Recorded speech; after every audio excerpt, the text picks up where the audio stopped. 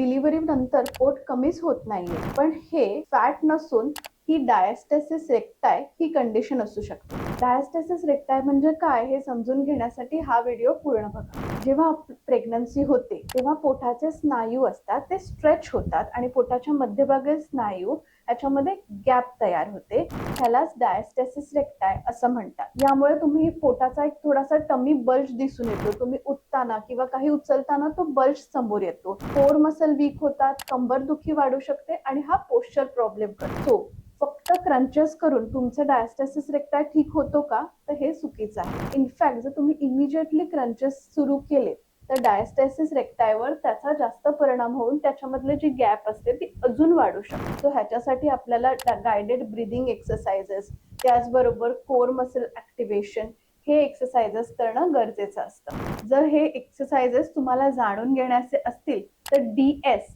एवढं कमेंट करा, मी एक्सरसाइज पाठवेन.